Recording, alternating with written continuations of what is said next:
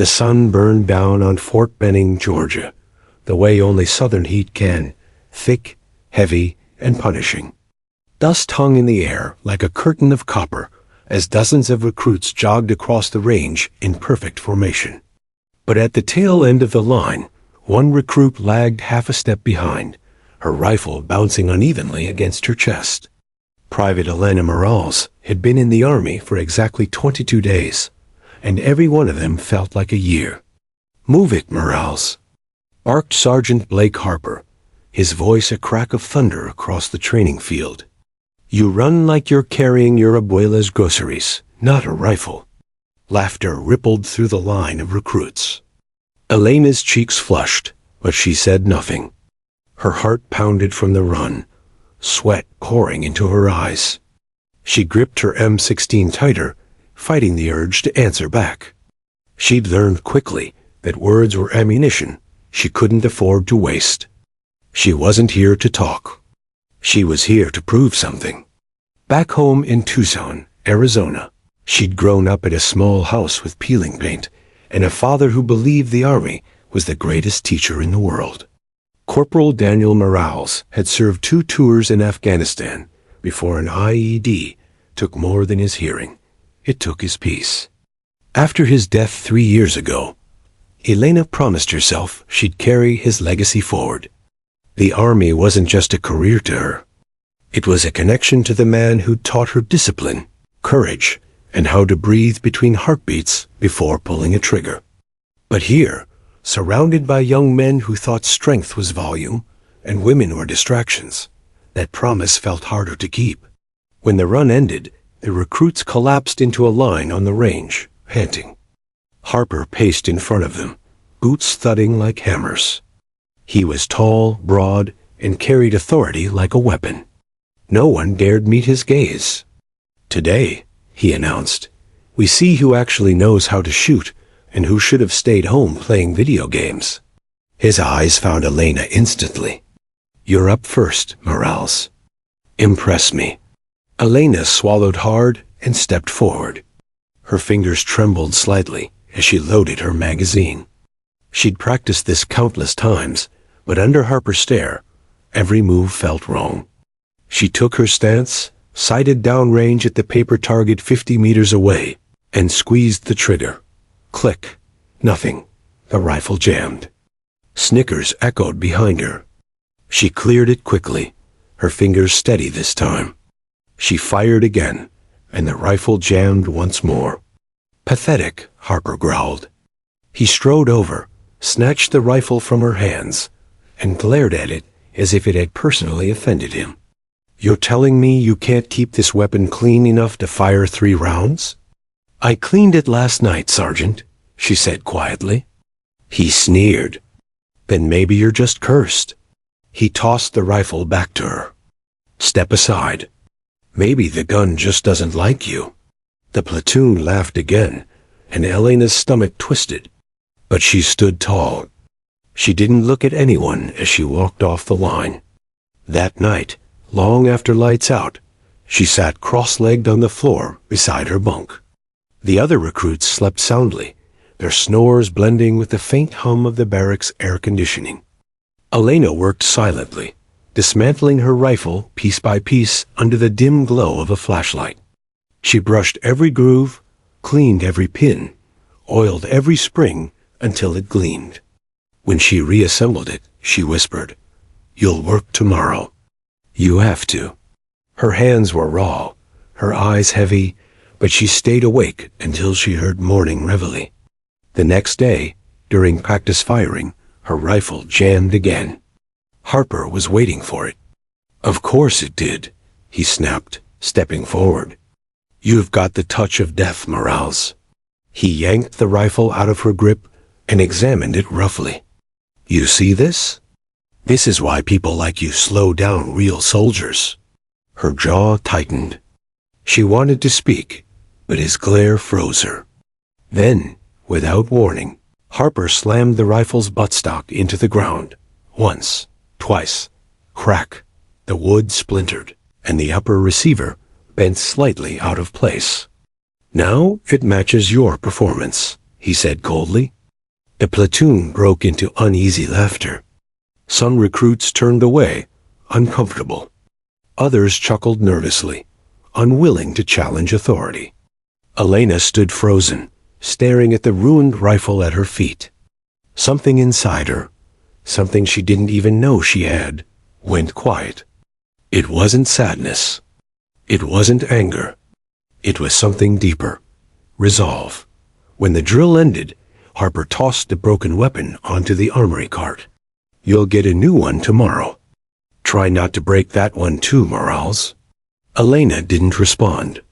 She walked past him, her boots heavy in the dirt, and didn't stop until she reached the far edge of the training field.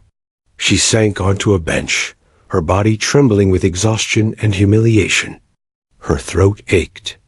She hadn't cried since her father's funeral, but she wanted to know. Instead, she stared up at the deep orange sky as the sun began to set behind the tree line. In the fading light, she remembered sitting in her backyard years ago, her father beside her, teaching her how to shoot with an old hunting rifle. Don't fight the weapon, he'd told her gently. It's not your enemy. Listen to it. Respect it. The rifle will do what you tell it to, but only if you believe you can. She'd hit the can on the fence post after 10 tries. Her father had laughed proudly, patting her shoulder. See? You don't need luck, Mia. You just need faith in your own aim. The memory brought a small smile to her face, but it faded quickly. That was a long time ago. Now, surrounded by people who doubted her, with a broken rifle and a bruised spirit, faith felt like a luxury. She took a slow breath and whispered to the wind, I won't quit. I'll prove I belong here. Her words vanished into the night, but the promise stayed. The next morning, she walked into the armory to request a replacement rifle. The armorer, an older sergeant named Lewis, raised an eyebrow when he saw her form. Your weapon got damaged? He asked. Elena hesitated. Yes, Sergeant. He scanned the note Harper had signed. His jaw tightened slightly. Says here, weapon damaged during recruit mishandling. That true? She bit her lip. It jammed, Sergeant.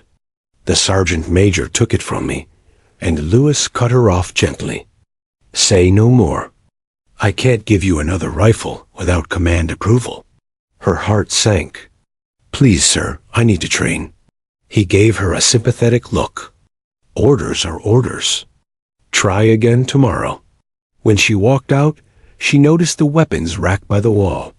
Dozens of rifles lined up, gleaming identical. And among them, one stood out, a black, customized M4, engraved with BH near the trigger guard. Sergeant Blake Harper's rifle.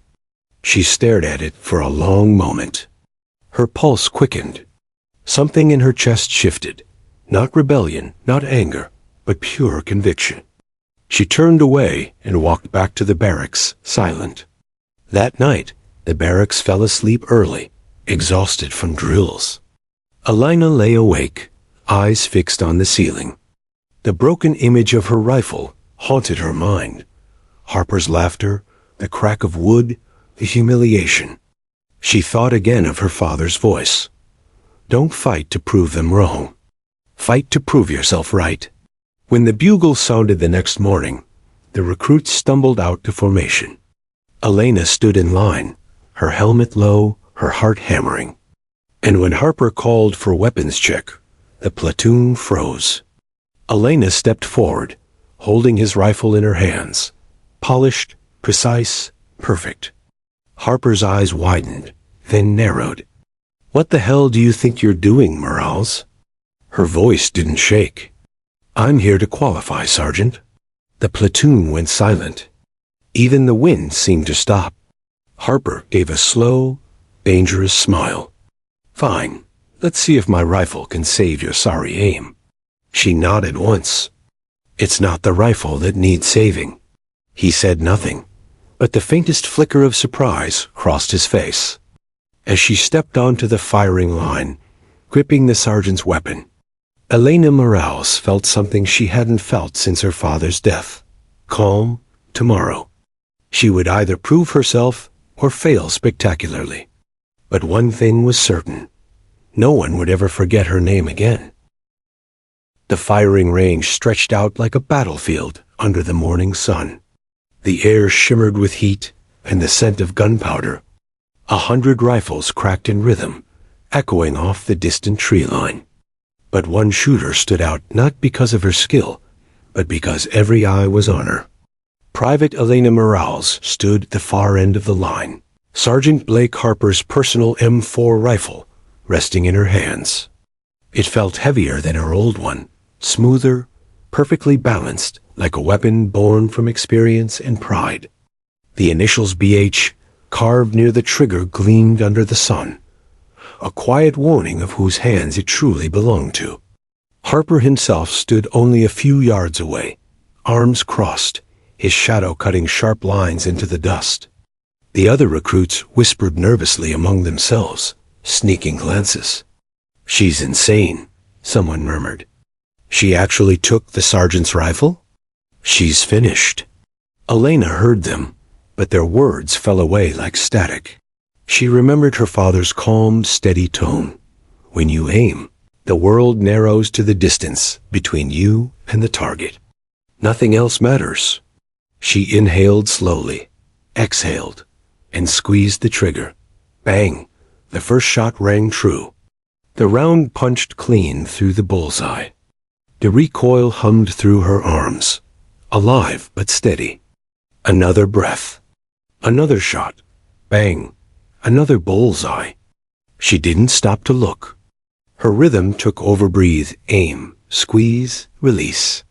By the time the final casing clinked onto the gravel, her target sheet was a perfect constellation of holes, every one within the inner ring. The air hung still. No one spoke. Then someone whispered, "No way." Harper's jaw tightened.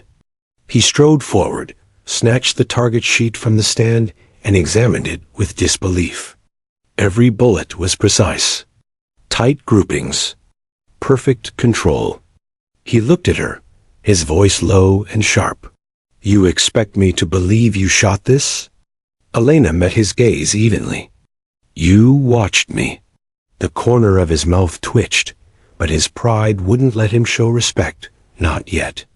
He turned to the platoon and barked, "Back to your drills." "This doesn't mean she's a soldier." The recruits scattered, pretending to focus, but all eyes kept flicking back toward her. When the session ended, Harper stalked past her, his boots kicking up dust. "My office, Morales, now." Inside the small, stuffy command hut, the walls were lined with framed photos Harper during deployment. Harper with his team, Harper shaking hands with generals. Every image carried the same message: authority. He closed the door behind her and stared. "You've got nerve, I'll give you that." Elena stayed silent, standing at attention. "You think taking my rifle makes you special? Makes you brave?" "No, Sergeant." He leaned closer. "Then what the hell was that stunt supposed to prove?" "That I can shoot," she said quietly. "That I belong here?" Harper's laugh was sharp and cold. "You think a few lucky shots erase weeks of failure? You're a walking jam session, Morales." He grabbed his rifle back from her hands, running his thumb over the initials. "This weapon has history. It's been through firefights, real ones. You're not worthy of touching it." Something in his tone, part pride, part insecurity, sparked something fierce in her chest. "With respect, Sergeant," she said evenly, "a rifle doesn't care who holds it. It just follows the steadier hand." His eyes flashed. For a second, she thought he might actually smile, then his expression hardened. "You're dismissed." She turned to leave, but as she reached the door, he muttered, "You'll regret crossing me." Outside, the world blazed with sun and noise again. Recruits ran, shouted, fired, trained. Elena breathed deeply, the smell of dust and sweat filling her lungs. She wasn't sure what she'd started, but she knew she couldn't stop now. By evening, the entire base was buzzing with the story. Morales took Harper's rifle. She outshot everyone. Harper's losing it. Elena tried to ignore the attention. She focused on her drills, her runs, her push-ups. But whispers followed her everywhere, half admiration, half disbelief.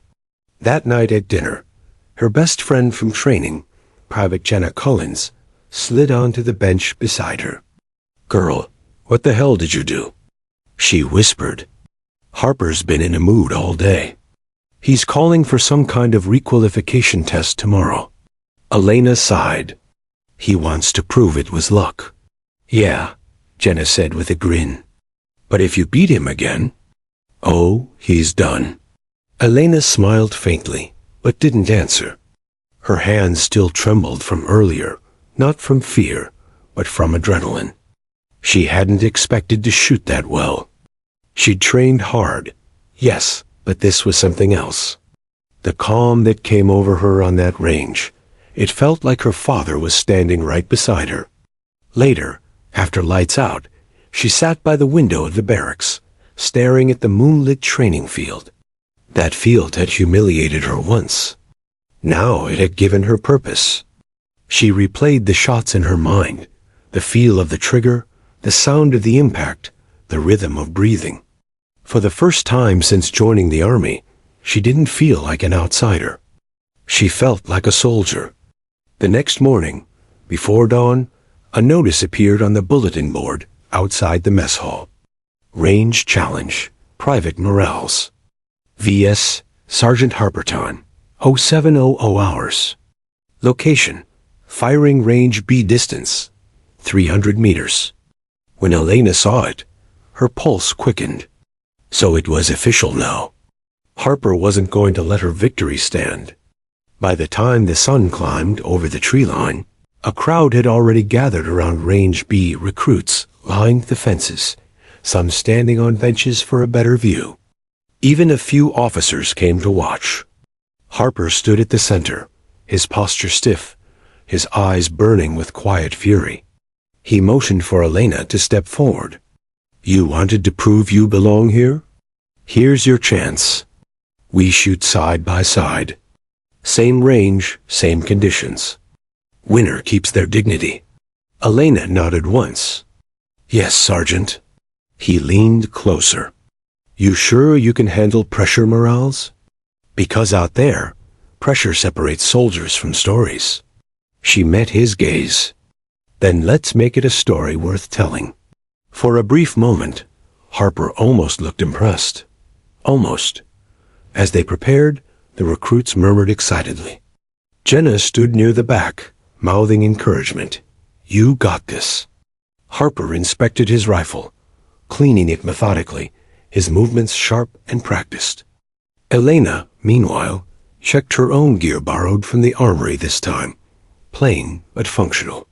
A cold breeze brushed over the field. The targets glinted in the distance, like silver eyes waiting to judge. When the commander arrived to oversee, he raised an eyebrow. "Sergeant Harper, Private Morales." "A shoot-off, huh? You both sure about this?" Harper's voice was iron. "Yes, sir." Elena's was steady. "Yes, sir." "Then let's see who really deserves to lead by example." The whistle blew. Both shooters raised their rifles simultaneously. Elena's mind emptied. She no longer heard the crowd, the wind, or even her own heartbeat. There was only the rhythm, the inhale, the sight alignment, the squeeze, the exhale. Shots cracked through the air, one after another, a duet of precision and pride. When the final round was fired, the field went dead silent. Smoke drifted lazily above the barrels. Harper lowered his rifle, his jaw tight.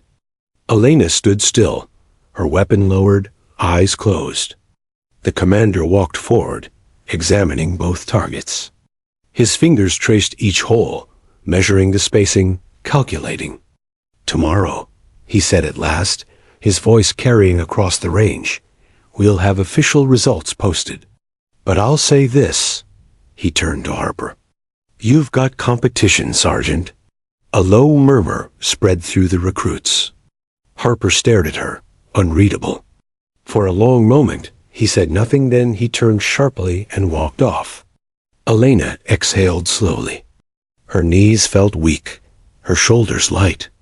She didn't know who had won, but she knew she'd earned something far greater: respect. As the recruits surrounded her, clapping and cheering, Jenna threw an arm around her. "You just made history, Morales." Elena smiled faintly. "No, I just made a point." That night, as she sat alone under the stars, she finally allowed herself to feel proud. She didn't know what tomorrow's report would say, but deep down, she already knew the truth. This was no longer about Harper or his rifle. This was about her, the soldier her father always knew she could become. The morning sun hung low over the misty training field, painting everything in shades of gold and gray. The recruits stood in perfect lines, boots rooted in the mud, rifles resting against their shoulders. It was the final test of marksmanship week, the day everyone had been dreading. For Emily Carter, it was more than just a test. It was her reckoning. Sergeant Briggs paced before them, his boots crunching on the gravel with an authority that could crush bones. His voice, deep and sharp as a rifle crack, cut through the tense air. "Today," he barked, "you're going to show me which one of you deserves to wear this uniform, and which one's just playing soldier." Emily's jaw clenched. Her eyes never left him. He was the same man who had humiliated her, who had snapped her rifle like it was a toy, who had told her she'd never belong in his army. She'd spent every night since that day in the shooting range, pushing herself past exhaustion, learning the rhythm of her breathing, a subtle twitch of her trigger finger. She had memorized the feel of every weapon she touched. And now, this was her moment. The competition was simple. Hit all 10 targets at increasing distances, from 100 yards to a staggering 1,000 yards. It was meant to test skill, patience, and nerve. Most soldiers couldn't land more than 6 or 7. But Emily wasn't most soldiers. "First shooter, Rodriguez?" Briggs barked. The young man stepped up, shoulders tight with nerves. One by one, he fired his rounds. 8 shots hit, 2 missed. Briggs gave a curt nod. "Decent," he muttered. Then came the others, Daniels, Brooks, Lee, each giving their best. No one hit more than 8. Finally, Briggs called out, "Carter!" A wave of murmurs rippled through the line. Everyone knew the story, the humiliation, the snapped rifle, the endless training. Some pitied her. Others thought she was foolish for challenging the system. But Emily stepped forward with calm defiance, her uniform spotless, her stance steady. She didn't bring her own weapon. Instead, she looked directly at Briggs and said, "Sergeant, may I use your rifle?" The field fell silent. Briggs froze. For a moment, he seemed almost amused, as if the audacity of her request were too ridiculous to be real. Then a slow, dangerous smile crept across his face. "You think you can handle my weapon, Private?" he asked. Emily met his eyes, unflinching. "I don't think, sir." "I know." A flicker of something, irritation, curiosity, passed through his gaze. Without a word, he handed her his service rifle, an M110 semi-automatic sniper system, sleek and heavy with years of use. "Let's see if you can back that up," he said, stepping back. Emily took the rifle, feeling the weight of both the metal and the moment. The weapon wasn't new. The stock was worn smooth, the scope slightly scratched, but it felt alive in her hands. She dropped to one knee, adjusted her stance, and inhaled slowly. The first target, 100 yards. She fired. Crack, bullseye. She didn't pause. Adjusted. Fired again. Crack, bullseye. Each shot came like clockwork, a rhythm as steady as her heartbeat. The spectators stopped whispering.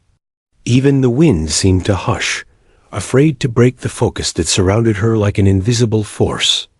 200 yards. 300 yards. 500 yards. Every single bullet landed dead center. Briggs crossed his arms, his smirk fading with each perfect hit. At 800 yards, Emily paused for the first time. The target shimmered in the heat waves. The air was heavy, her finger trembling just slightly. She exhaled, squeezed the trigger. Crack! Another bullseye. Gasps rippled through the recruits. Someone muttered, "She's going to do it." Now came the final shot. 1,000 yards. The kind of shot that separated the elite from the rest. Even seasoned marksmen missed more often than not. Emily lay flat against the dirt, aligning her scope. The world narrowed down to a single dot in the distance, the target's tiny red center. She slowed her breathing. One inhale, one exhale. Her finger tightened. Crack, silence. The bullet tore through the air, cutting across the long expanse of field and wind. A heartbeat later, DING. The echo rang out, clear and perfect. Bullseye. The entire field erupted in disbelief. Some cheered, others just stared. Emily stood, handed the rifle back to Briggs, and saluted. "Permission to fall back in line, sir?" For the first time, Briggs didn't have an immediate answer. He looked at her, eyes narrowing as if trying to read her soul. There was no arrogance in her stance, no smugness, only quiet, unshakable pride. Finally, he nodded once. "Permission granted," he said. But as she turned to walk back, he added under his breath, "Don't get comfortable, Private. One good day doesn't make you a soldier." Emily didn't respond. She didn't need to. The sound of her boots crunching against the dirt said everything. That night, the barracks buzzed with whispers. Some called her a legend. Others said she was just lucky. But deep down, everyone knew something had shifted. The unspoken hierarchy had cracked. And Sergeant Briggs? He sat alone in his quarters, cleaning his rifle. For the first time in years, his hands hesitated. That same rifle, his trusted weapon, the extension of his authority, had just been used to outshoot him in front of his entire battalion. He wasn't angry, not exactly. What he felt was more complicated, a mix of frustration, admiration, and something dangerously close to respect. But his pride wouldn't allow him to show it. Not yet. Across the base, Emily stood outside the armory, staring up at the stars.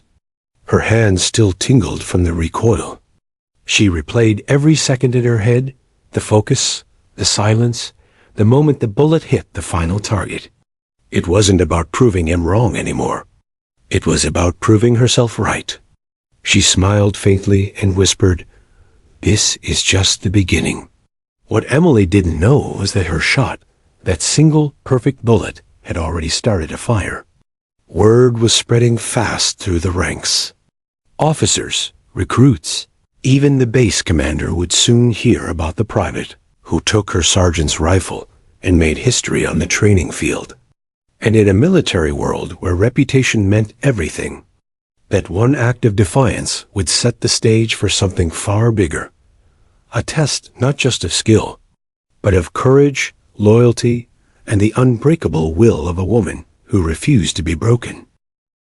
The morning after her impossible victory, the air around Fort Harrison felt heavier, charged with something unseen but palpable. Whispers traveled faster than bullets. Every recruit, every instructor, every cook in the mess hall had heard about Private Emily Carter and the day she outshot the entire battalion using her sergeant's rifle. At first, it felt almost unreal. When she walked through the corridors, people turned to look. Some smiled, some nodded respectfully, and some, especially the older soldiers, stared with tight lips and narrowed eyes. To them, she wasn't a hero. She was a disruption. Sergeant Briggs's name was now mentioned alongside hers, and that didn't sit well with him. For a man who'd built his identity on control, on being the unshakable authority in uniform, her performance was a crack in his armor. He spent most of that day in silence, watching her from a distance during drills, his expression unreadable, but his eyes burning with something darker than anger, obsession. The next training cycle came harder than ever.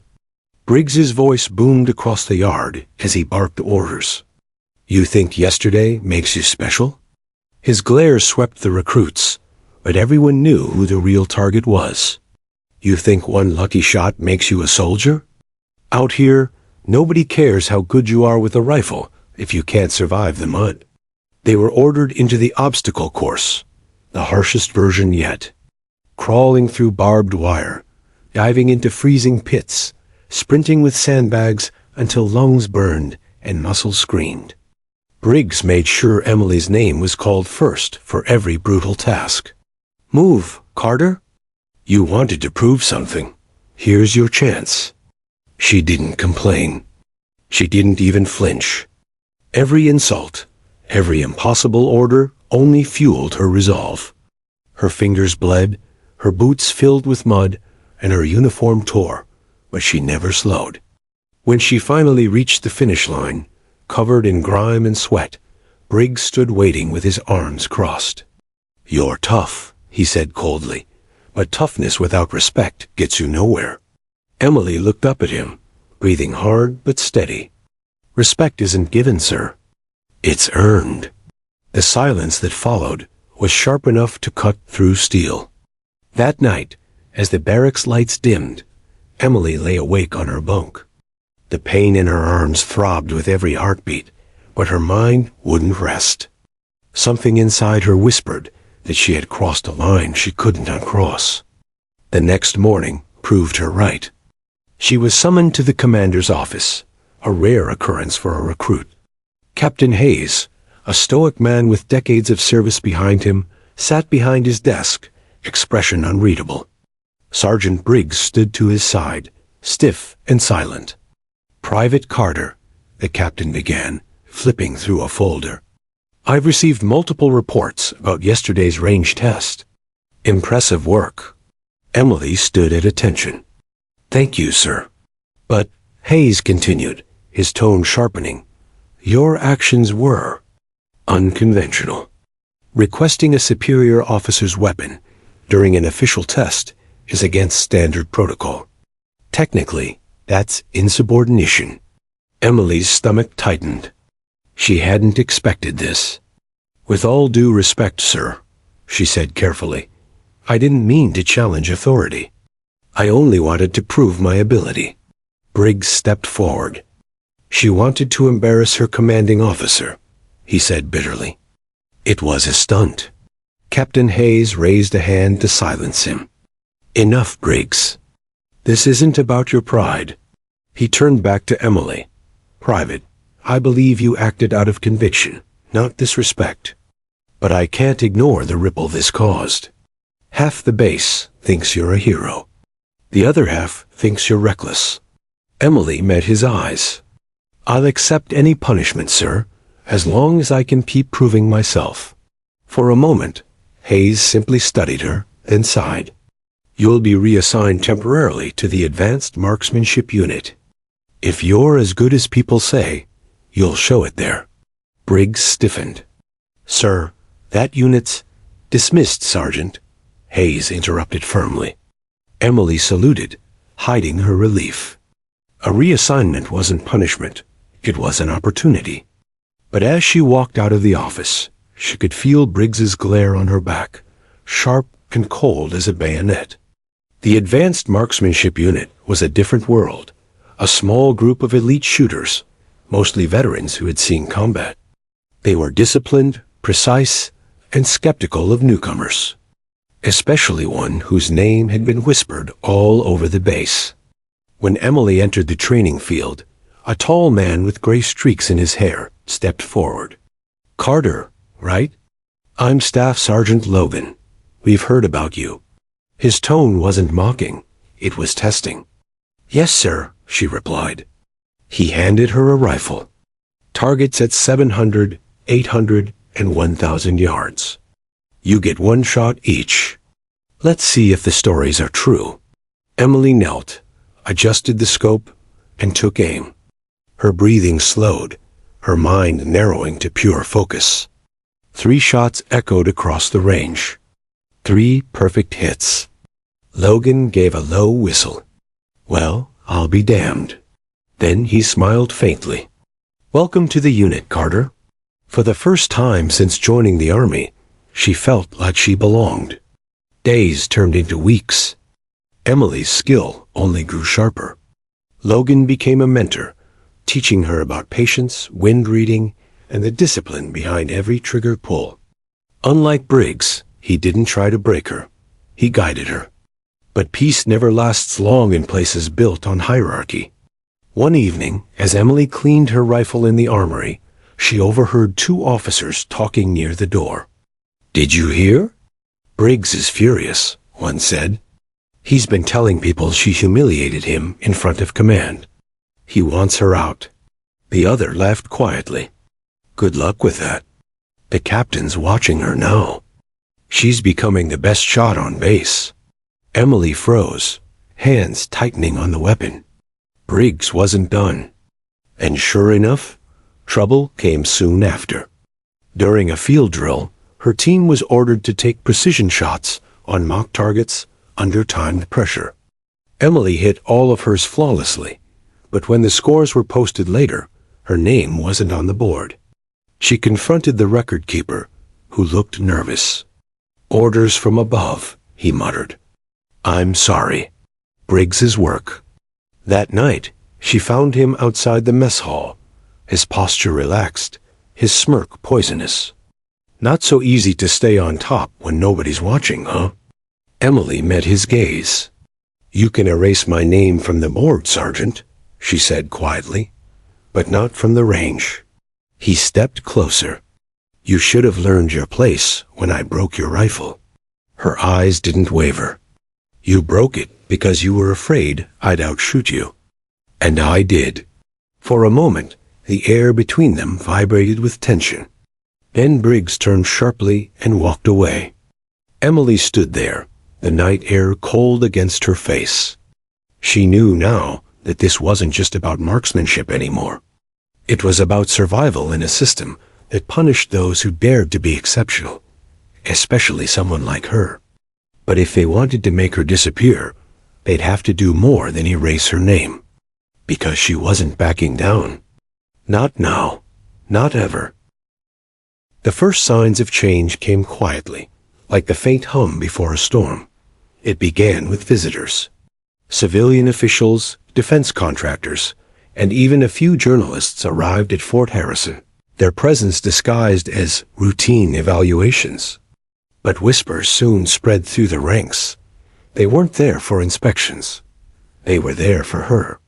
Private Emily Carter, the soldier who outshot an entire battalion and embarrassed her sergeant in front of the chain of command, had become a name that traveled beyond military walls.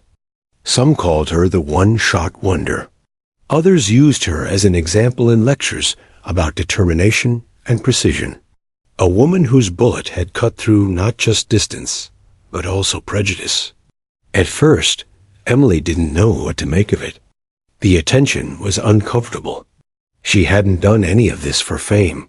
She just wanted to be treated like any other soldier. But every time she stepped onto the range, more eyes followed. Her superiors began watching her with calculating expressions, while some of her fellow recruits whispered that she was protected now. It wasn't protection. It was pressure. One crisp autumn morning, she was called to the commander's office again. This time, Captain Hayes wasn't alone.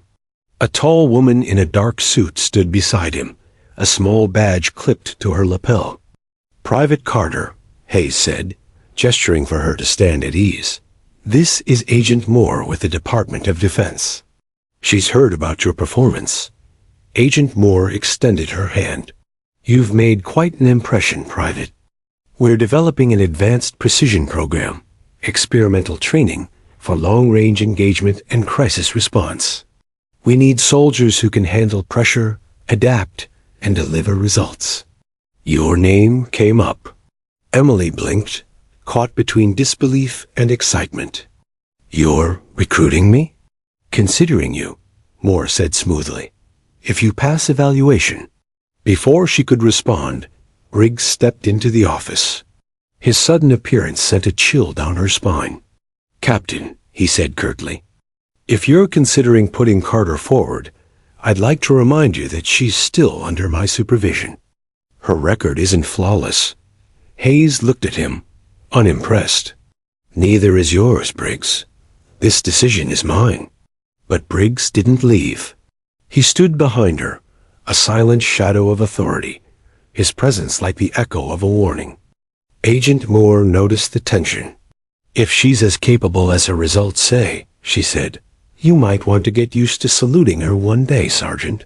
For a moment, Briggs's mask cracked. His jaw tightened.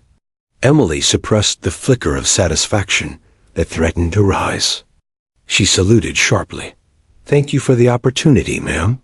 As she left the office, Briggs's voice followed her like a ghost. Don't let the stars fool you, Carter. The higher you climb, the harder you fall. The evaluation process began 2 days later. It was grueling. Physical endurance, mental focus, simulated combat. The candidates were isolated, tested on fatigue, reaction time, and decision-making under fire. Emily performed like her life depended on it. During one exercise, she was blindfolded and told to identify rifle types by touch alone. She nailed each one in seconds. In another, she had to fire while under artificial stress, blaring sirens, flashing lights, and shouted distractions. Her shots remained surgical. The evaluators whispered among themselves, scribbling notes, but no one said much. By the end of the week, she was exhausted, bruised, but unbroken. When she returned to the base, she expected quiet congratulations.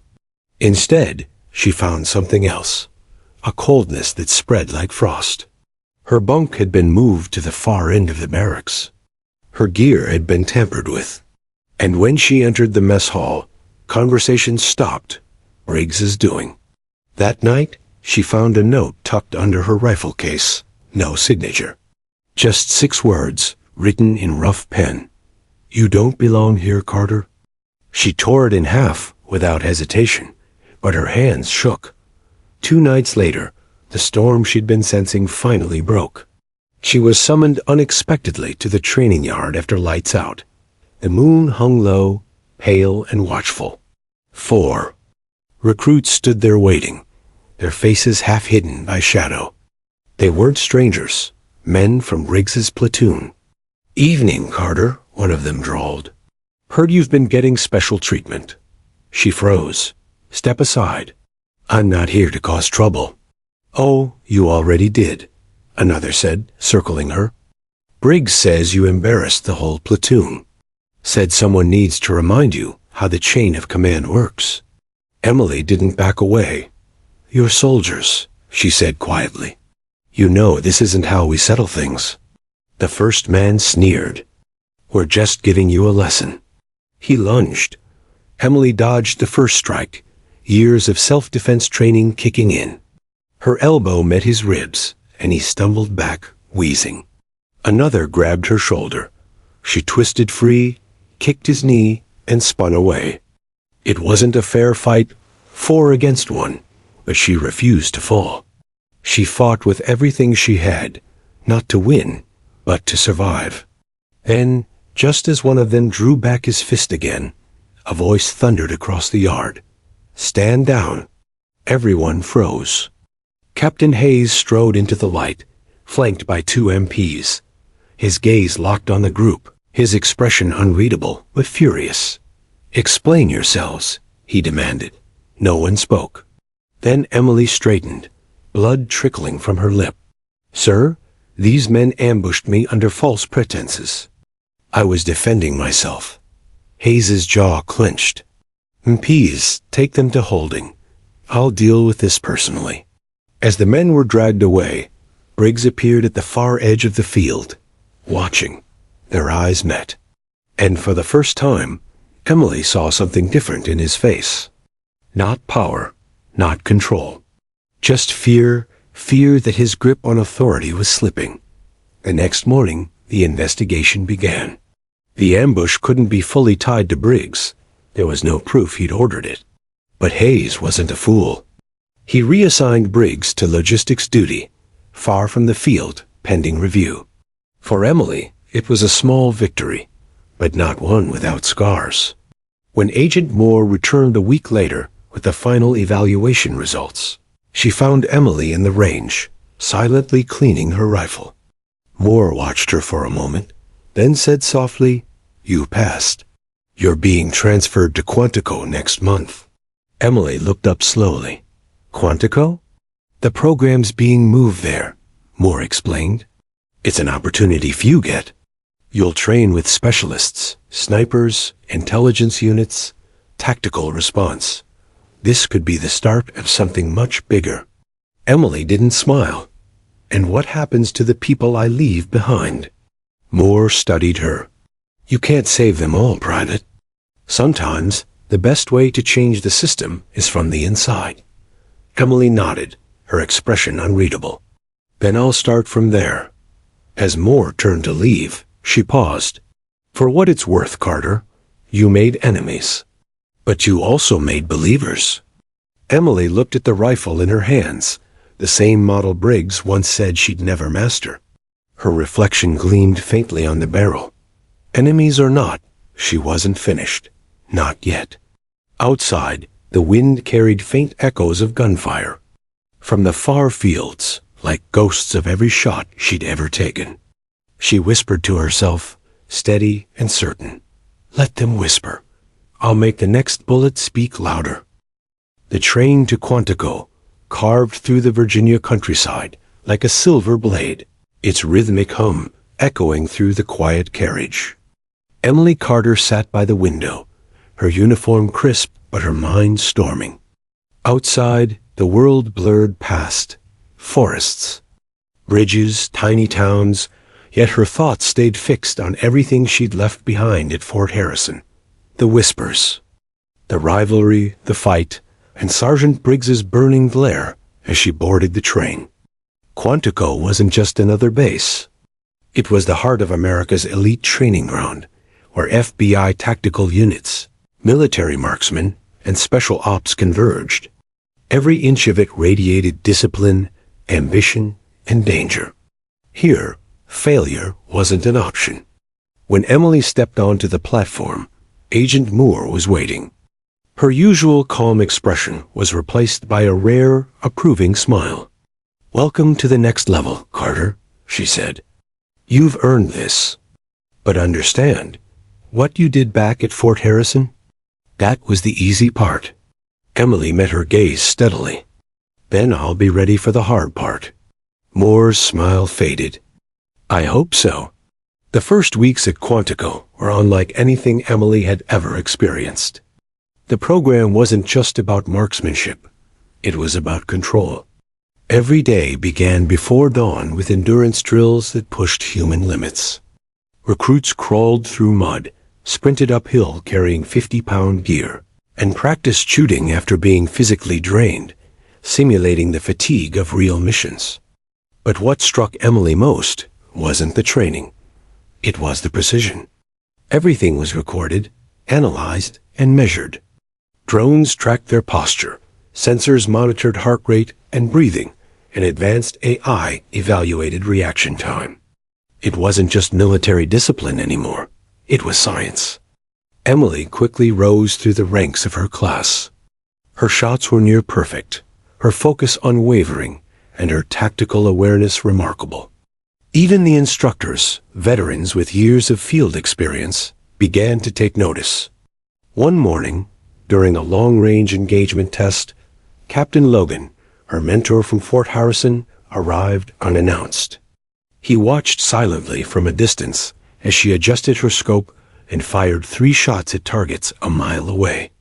All 3 hit dead center. Logan smiled faintly. Still perfect, he muttered. After the test, he approached her. Carter, he said, his voice rough but warm. Seems Quantico's sharpening you even more. Trying to, she replied with a small grin. But Logan's eyes darkened. Be careful who you impress here. This place isn't just about training. It's about recruitment. The kind of people who notice your talent don't always wear the same uniform. Before she could ask what he meant, he walked away, leaving her with a sense of unease she couldn't shake. A few days later, Emily was called into a restricted briefing room. Only a handful of recruits were there, each one a top performer.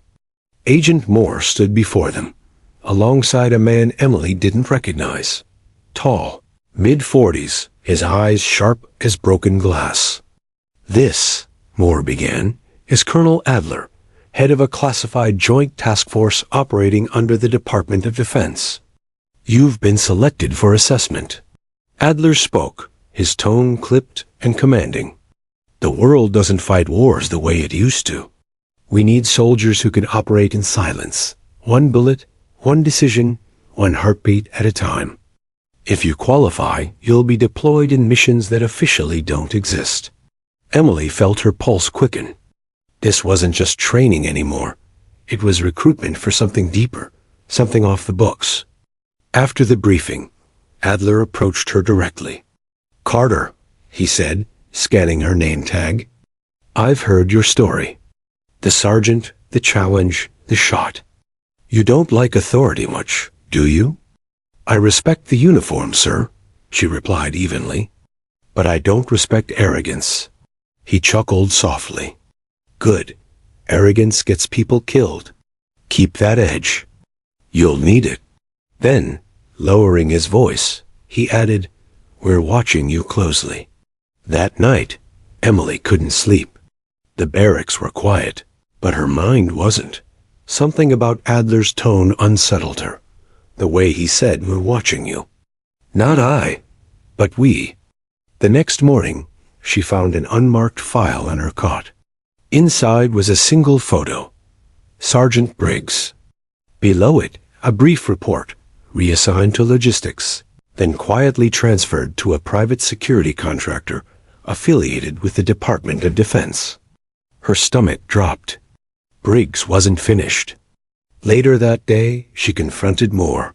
You knew, Emily said, placing the file on her desk. He's working for a contractor now, one that's connected to this base. Moore's eyes flicked to the file, then back to Emily. You're not cleared to access that information. I didn't access it, Emily shot back. It was left for me. Someone wants me to know he's here. Moore sighed. Carter, listen carefully. This facility has more eyes than walls. You're under evaluation, and that means someone's testing you. Maybe Briggs, maybe someone higher. The best thing you can do is keep your head down and prove yourself. Emily leaned forward. And if they're trying to provoke me again? Moore's expression softened, just slightly.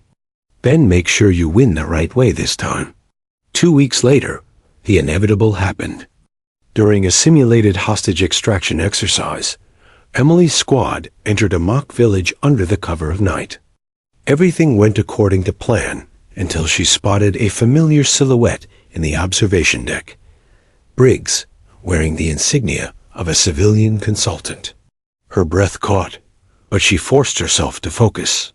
The exercise continued until a sudden, unexpected explosion rocked the field. Smoke, confusion, shouting. The squad scattered. When the smoke cleared, the officials declared the mission a failure. The explosion had been an equipment malfunction, but Emily wasn't convinced. Briggs's presence, the conveniently timed chaos, it felt like a setup. That night, she confronted him outside the hangar. Still trying to teach me lessons, Sergeant? She said, stepping into his path. He smirked. It's Mr. Briggs now.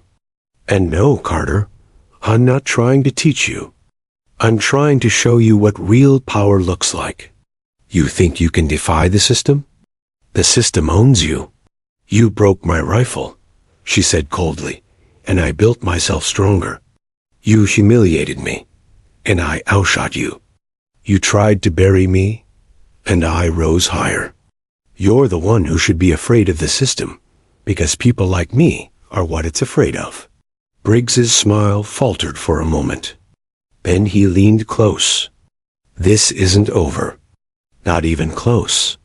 She stepped back, eyes burning. You're right. It's not. The next morning, an internal report landed on Colonel Adler's desk. Unauthorized confrontation during restricted hours. Carter, Emily, private first class. Recommendation, psychological evaluation. When Moore handed Emily the notice, her voice was calm but serious. They're trying to sideline you. Don't give them another excuse. Emily took a deep breath. Then I'll pass their evaluation too. Moore looked at her for a long moment. You remind me of someone I once knew, she said quietly. Someone who believed you could change things from the inside. Just remember, the system fights back. That night, Emily stood on the range under a sky lit with faint stars. The cool air brushed her face, and the familiar weight of the rifle grounded her. She lined up a distant target and fired one clean, perfect shot. The sound echoed across the silent base. Then she lowered the rifle, whispering into the darkness, "They can watch me. They can test me. But they'll never control me." And with that, she reloaded, ready for whatever came next. The storm rolled in over Quantico like a warning. By dawn, the sky was bruised gray and heavy with rain, the kind that soaked through uniforms and skin alike. Emily Carter stood beneath the firing range canopy, rifle slung over her shoulder, waiting for orders. Her mind wasn't on the weather. It was on the sealed folder Agent Moore had slipped her the night before. It contained 3 pages, all redacted except for one phrase that kept repeating in her head. Operation Phantom Line. Moore hadn't said a word when she handed it over. Just a quiet read it and decide what kind of soldier you really want to be. Emily had spent half the night trying to decode the fragments. The operation wasn't listed anywhere in the Quantico database. It didn't exist in defense records either. But the context was clear. It involved Colonel Adler's task force, and its signature trait was deniability. Now, as she waited in the rain, Emily knew one thing for certain. She was standing inside the belly of something much bigger than herself. Later that morning, Adler appeared in the operations briefing room, flanked by 2 men in suits. Neither wore name tags, and both watched the room with expressionless eyes. Adler's tone was crisp as he spoke. Today's drill will simulate real-time conditions, weather interference, limited visibility, multiple hostiles. You will operate as autonomous units. The objective, secure the data core and extract without civilian casualties. Emily scanned the group of recruits, all elite, all silent. This wasn't a standard training op. Too many senior observers. Too much secrecy. Then Adler's gaze settled on her. "Carter," he said, "you'll lead Bravo team." Her stomach tightened. She hadn't expected that, not after the confrontation with Briggs. "Sir," she replied, steady. "Understood." As the teams dispersed to gear up, she caught sight of Briggs standing near the door, wearing a smug half-smile. He wasn't in uniform. That made it worse. "Looks like they finally trust you with responsibility," he murmured as she passed. Emily ignored him, but his words stuck like thorns. The simulation began in a sprawling, rain-soaked training village. Thunder cracked overhead as lightning flashed across the empty streets. Bravo team moved in formation, silent, efficient, professional. Emily led from the front, scanning doorways and rooftops through the mist. Their comms were alive with static. "Carter, this is Alpha Team. We're reading movement east of your position. Proceed with caution." "Copy that, she replied, signaling her team forward. They reached the target building, an abandoned warehouse that supposedly held the data core. Emily ordered 2 soldiers to breach, then followed them inside. The moment they crossed the threshold, her instincts screamed. Something was off. The warehouse was too quiet, too dark, and then a flash. Gunfire erupted from the shadows. Not simulated, real. The rounds tore through crates, splintering wood and ricocheting off steel. Her team dove for cover, shouting in shock. "What the hell? These aren't blanks," someone yelled. Emily returned fire instinctively, her rifle barking thunder. One of the assailants dropped, but the others moved with practiced precision, not recruits, not role players. "Fall back," she ordered, dragging a wounded teammate behind a pillar. "This isn't part of the exercise."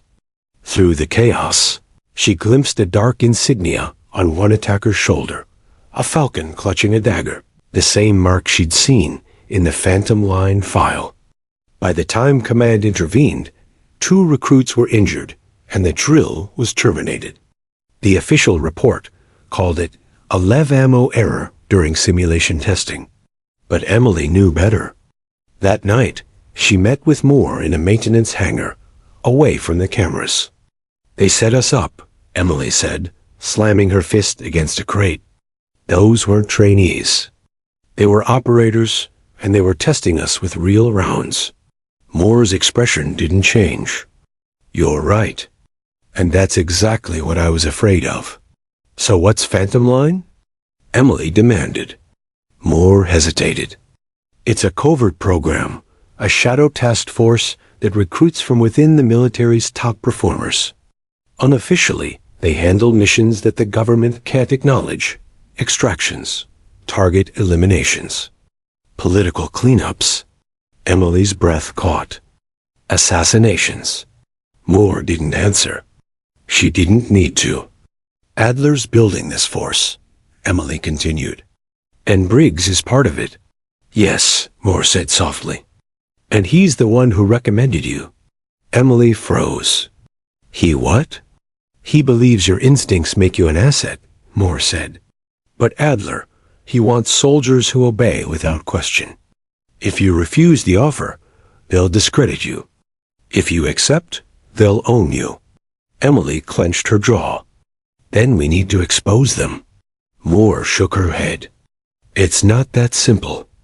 Everyone who's tried has disappeared. Phantom Line isn't just off book, it's off the grid." But Emily wasn't about to back down. That night, she broke into the restricted data servers under the cover of the storm. Quantico's security systems were no joke. Biometric locks, motion detectors, encrypted data cores, but Emily had studied their patterns for weeks. She wasn't a hacker, but she was methodical, precise. After 30 minutes, she accessed the encrypted directory labeled Place Archives.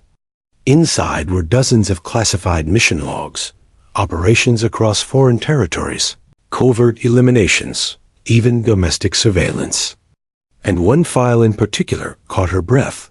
Subject: Briggs J. Status, Operative. Objective: Recruit Test Carter E. Her pulse hammered. Briggs hadn't just been taunting her. He'd been assigned to manipulate her, to break her, rebuild her, and funnel her into Adler's unit. Suddenly, the lights in the server room flickered. The access screen froze. Then a voice echoed behind her. "Impressive," Adler said, stepping from the shadows, flanked by armed guards. "You're resourceful." "I expected as much." Emily spun around, fury and fear clashing inside her. "You used me. You turned my training into a trap." Adler folded his arms. "Everything we do is a test, Carter. You passed. You've proven yourself capable of operating beyond rules, beyond oversight. That's why you belong in Phantom Line." "I belong nowhere near your corruption," she snapped. He sighed. Idealists never last long in this business. Before he could signal his men, The alarm blared. Red lights strobed across the room. Moore's voice crackled over the comms. "Emily, get out now. I've triggered a system override. You've got 60 seconds before lockdown." Emily darted toward the side exit, dodging gunfire. One bullet grazed her shoulder, but adrenaline pushed her forward. She crashed through the maintenance tunnel, sprinting through smoke and alarms until she reached the outer perimeter. Rain poured down in sheets as she stumbled into the forest beyond the base, clutching her wounded arm. Behind her, the compound went into full lockdown, and Adler's voice echoed faintly through the loudspeakers. "You can't hide, Carter. You were never off our radar." Hours later, Emily emerged near a remote ranger station off base, drenched and bleeding. Moore was already there, waiting with a jeep. "You're out," Moore said as Emily climbed in. "But that makes you a target." Emily took a deep breath, her voice low but fierce. "Then I'll start acting like one." Moore looked at her, uncertain. "You can't fight them alone." Emily met her eyes. "I don't plan to." As the jeep roared to life, lightning tore across the horizon, illuminating the shadowed outline of Quantico in the distance. Somewhere inside, Briggs and Adler were already rewriting the narrative, branding her as a rogue, a traitor, a ghost. But Emily Carter wasn't done. Not by a long shot. Because now, she had the truth and a new mission of her own. To bring down Operation Phantom Line from the inside. The storm had passed, but the war within Emily Carter had only begun. For 3 days, she stayed off the grid, hiding in motels, rest stops, and abandoned barns across Virginia. She ditched her phone, wiped her military ID, and wore civilian clothes that made her almost invisible. But she wasn't running away. She was preparing for her next move.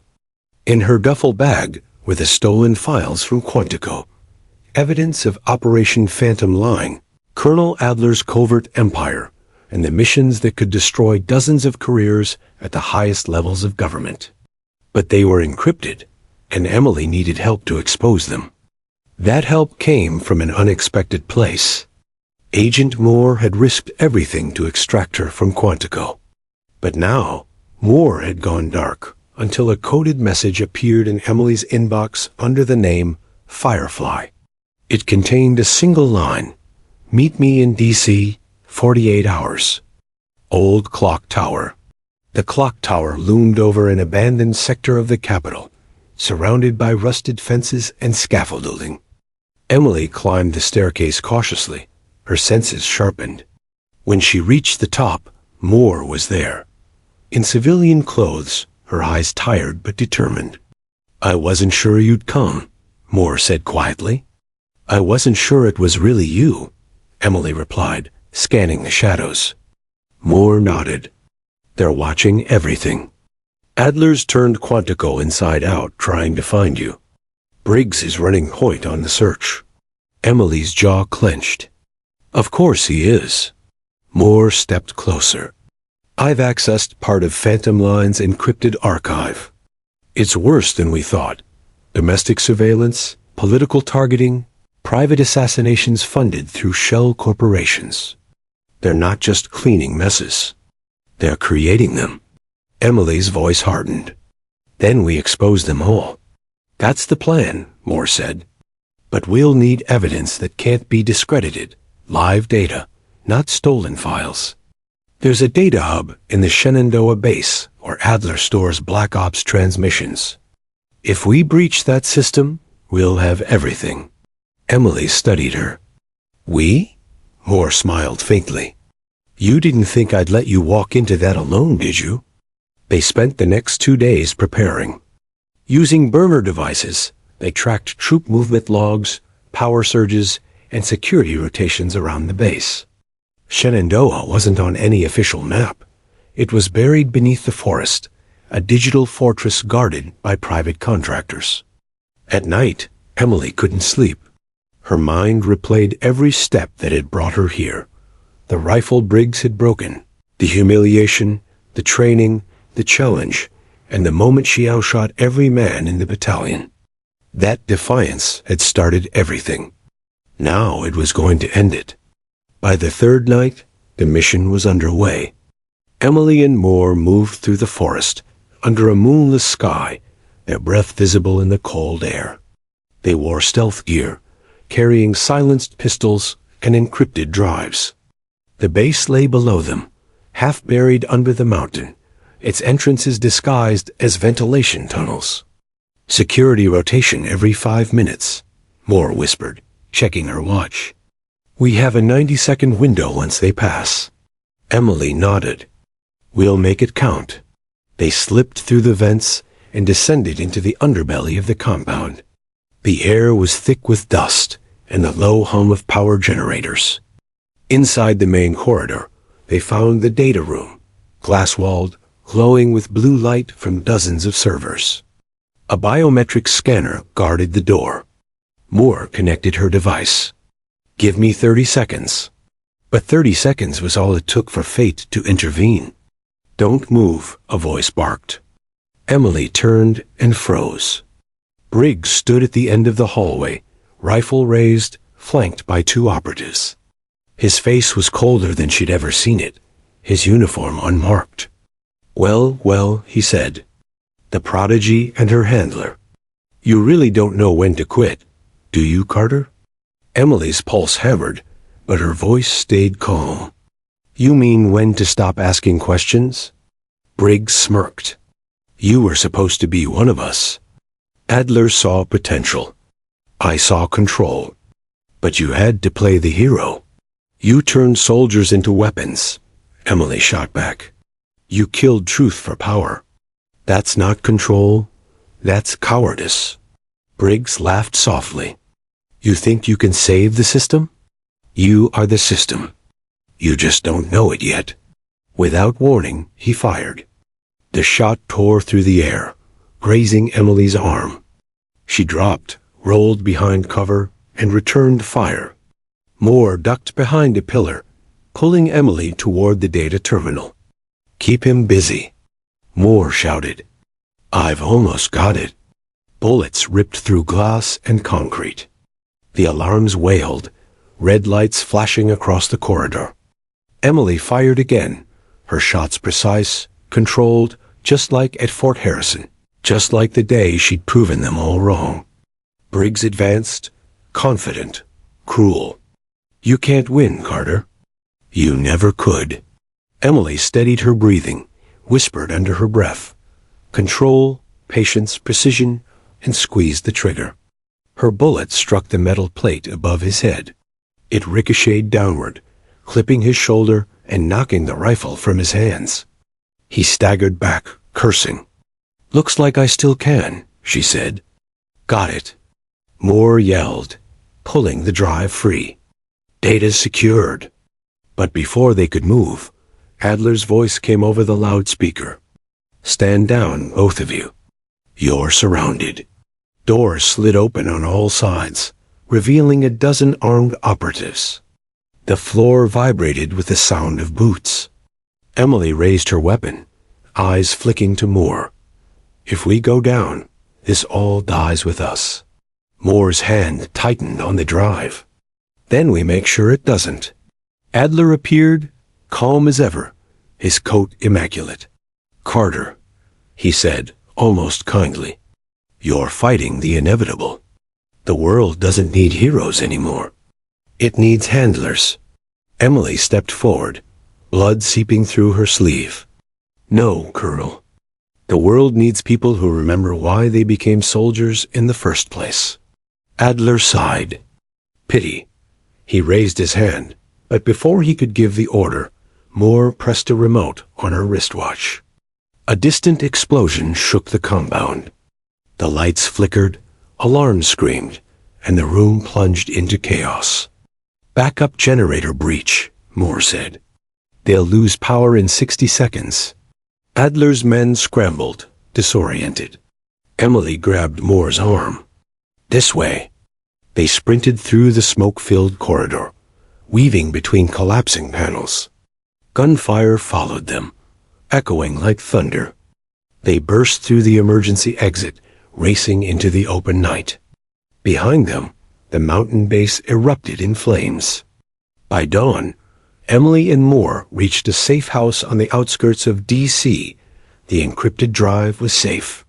Moore connected it to a satellite uplink, transmitting every Phantom Line file to multiple media outlets, watchdog groups, and global networks. "It's done," she said, leaning back, exhausted. "They can't bury it now." Emily stared out the window as the first rays of sunlight broke through the clouds. Somewhere out there, Adler and Briggs were watching their empire crumble. The empire that had stolen lives, rewritten truths, and tried to claim hers. Moore turned to her. "What will you do now?" Emily exhaled slowly. "What I've always done? Keep fighting." Moore smiled faintly. "You know they'll come after you. Then they'll find I'm not as easy to break as my rifle," Emily said softly. 2 weeks later, the story broke nationwide. Top secret military program exposed. Whistleblower vanishes after leaking files. Adler was stripped of command and placed under investigation. Briggs disappeared. No trace, no leads. As for Emily Carter, her name was never released to the public. Officially, she didn't exist anymore. But sometimes, soldiers at distant bases whispered stories of a woman who could outshoot anyone, who fought the system that built her, who refused to kneel even when surrounded. They said she appeared at training ranges under the name Ghostfire, teaching recruits that honor wasn't about obedience, but conscience. And when asked what drove her, she always gave the same answer. "Because once, someone snapped my rifle, and I learned that no one can break your aim if you never stop aiming for the truth."